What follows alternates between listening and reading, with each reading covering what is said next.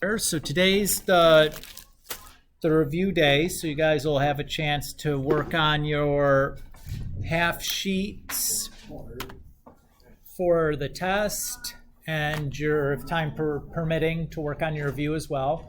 Before we start on that, though, I just want to talk through a little bit of the test description, what you should be expected to be able to do. So, when given a polynomial function, you should be able to find the possible rational zeros. So that's like making that list, you know, like plus or minus 1, comma, plus or minus 2, yada, yada, yada, whatever. Should be able to tell me the total number of zeros, not actually find them, right? Should tell me the total number of zeros, which is just the same as the degree. Yeah, just the same as the degree. Yep. Be able to use limit notation to describe the end behavior like you had to do on the quiz. Use your calculator to find extrema and identify them as local or absolute and max or min, just like you did on the quiz. Use the calculator to find the real zeros, just like you did on the quiz. Given a polynomial function, be able to use synthetic division to determine if all the real zeros lie in the given interval. That was like the homework problems like 34 and 35. Right, same problem there. Write the lowest degree polynomial with real coefficients and the given zeros and leading coefficient. So that was just like we did in the notes last time. We had that long foiled out example. Yours won't be so messy as that one. And then you'll have to be able to find all the zeros for the given polynomial. So you may do that using the factoring diagram or the factoring tree or the synthetic division, or like a combination of both, where maybe you have to synthetically divide for a while and then exit and use the quadratic formula or something. But that's it. That's the test, is those skills. It's not very long because some of these are quite time consuming, right? Like if you have to do one of these factoring problems, that can take a lot of time. So I can't ask you to do a whole lot else if I ask you to do that more than once. You know what I mean? Any questions for me about the test format or anything? You guys have any questions about homeworks or anything content related? Yeah, Mariana. 36. Sure.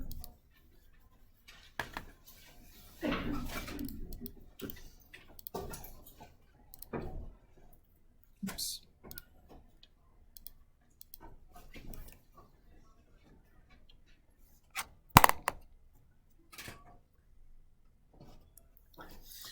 Okay, so I'm going to take a quick look at this just to check to see if I could do it without having to do the synthetic division, because if I can do it without having to do that, that would be my preference. So it's got 4 terms, and if I were to try to do that, then I would be having to use the grouping.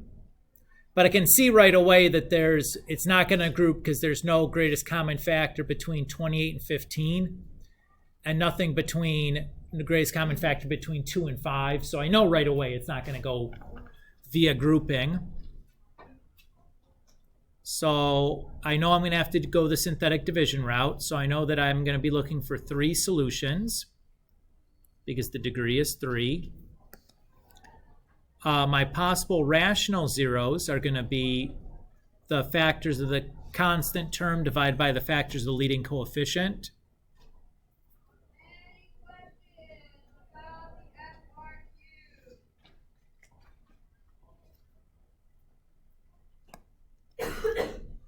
So far, so good.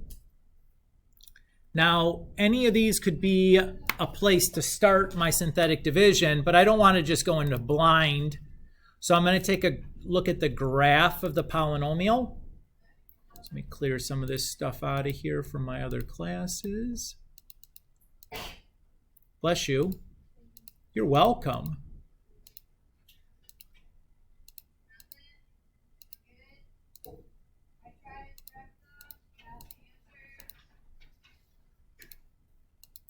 So I'll go ahead and just type that in, and then, you know, like if you haven't used your calculator in a while, maybe do zoom standard to graph it just so it puts it back on a reasonable window. So if I look here, I notice that this 0 looks like it, or this x-intercept looks like -3. This one looks like maybe +0.5. And this one looks like maybe +5.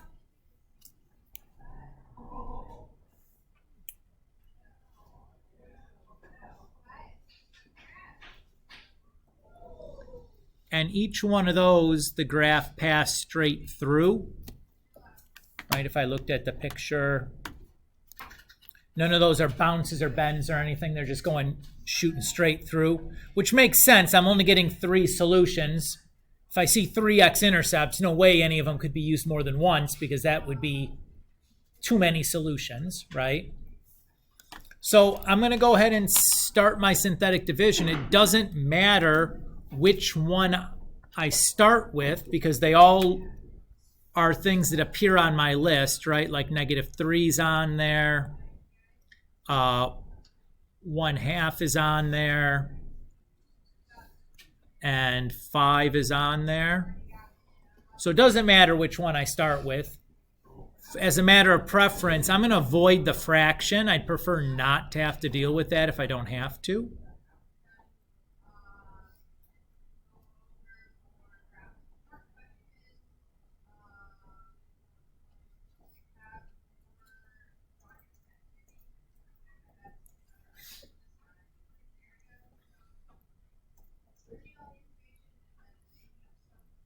So I got my remainder 0, which was what I was hoping. What that tells me then is that I have x plus 3 as a factor. And the other factor is going to be 2x squared minus 11x plus 5, the quotient of that synthetic division problem. And at this point, because this guy is, that quotient is quadratic, I swear I've pressed that pink button 3 times, is quadratic, I could stop here and just go straight to the quadratic formula, or to try to use one of the factoring methods to finish this out. And that's what I'm going to choose to do. You could also continue synthetic division if you wanted to, but you don't need to. And I'd prefer to stop with the synthetic division when I can. So if we just take these and set these equal to 0,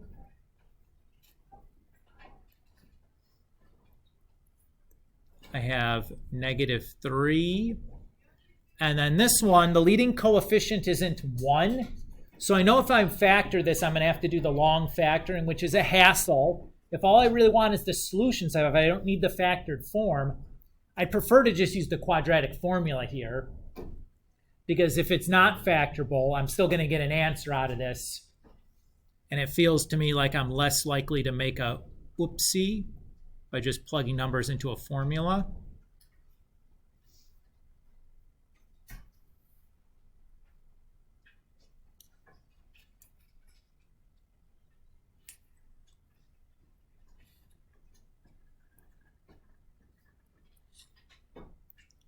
So when I do that, I have 11 plus or minus. -11 squared is 121. 4 times 2 times 5 is 40. And the square, or 121 minus 40 is 81. The square root of 81 is 9. So if I do 11 plus 9 divided by, oh, that should be a 4 down there, dum-dum. 4, that comes out to be 5. And then if I do 11 minus 9 over 4, that comes out to be 2/4 or 1/2. And those are my 3 solutions then. Does that feel okay, Mariana?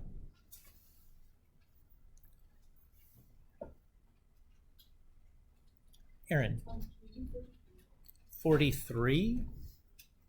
Sure. Okay.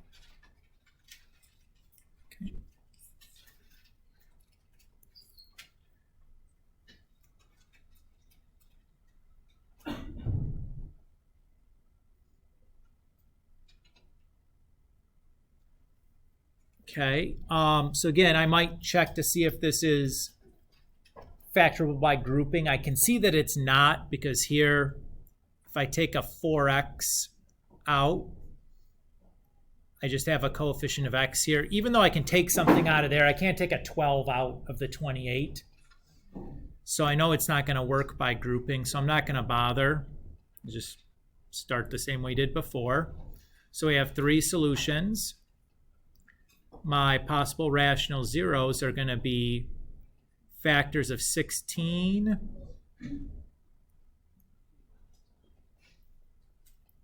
divided by factors of 12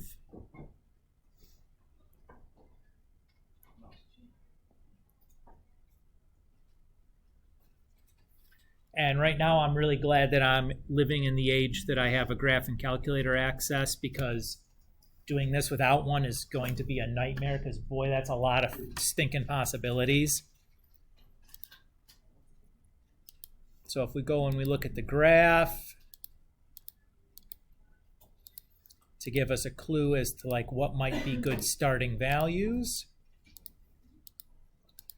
So basically I'm playing, you know, Detective Sherlock Holmes here, that I want to get as much information as I can before I start dividing. So if I look, I can't really, I mean, nothing's passing directly through one of the tick marks. So I'm going to take a little closer look. Looks like everything is that I'm interested in is happening between -1 and +2 though, right? So I'm just going to change my window for the x's to go from -1 to +2 and take a second look.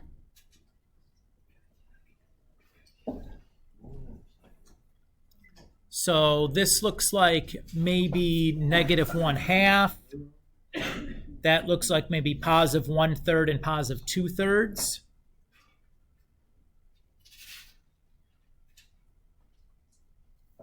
I meant 4/3 and 5/3 though, right? Because that was between 1 and 2, not between 0 and, yeah. So 4/3 and 5/3. Maybe. These are guesses. Now, I feel reasonably good about these guesses because they pop up on my list, right? So like 1/2 is there, and like 4/3 is there, and 5/3 though, is there a 5/3 on here?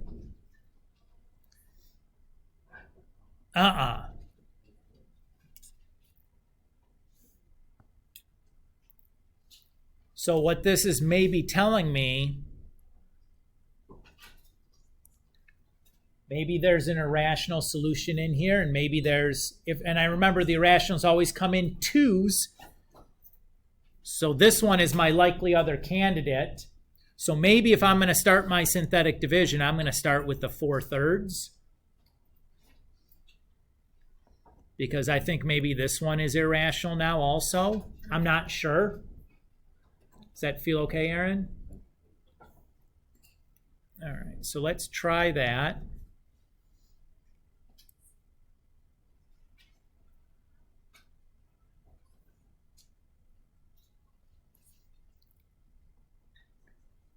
Um, 4/3 times 12 is 16. So that's going to be -16. And that's going to be +16. -16. So that gives me the 0, which is fantastic. That's what I was hoping to happen. So I'm pretty excited about that. So what I have then is, again, remainder constant, x coefficient, x squared.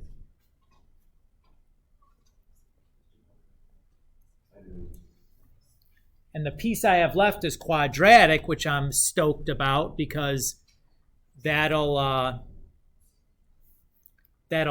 solve by the quadratic formula pretty nicely. But before I dive into the quadratic formula, what else do you notice about that quadratic polynomial there? I noticed that there's a greatest common factor of 12. I'm going to go ahead and do that factoring because if I don't have to deal with 12s in there, ones are going to fit in the quadratic formula a little bit nicer. And I know I have to use the quadratic formula here because there aren't two numbers that multiply to give me -1 and add to give me -1, right? The only things that multiply to give me -1 are 1 and -1. Those add to give me 0. So I know I'm going to be quadratic formulating this.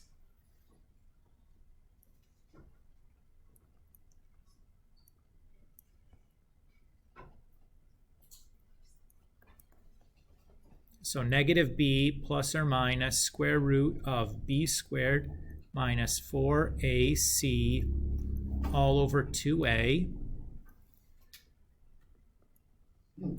So we have 1, and then -4 times 1 times -1 is +4. So that's going to be square root 5 over 2. So those are going to be my 3 solutions. There's 4/3.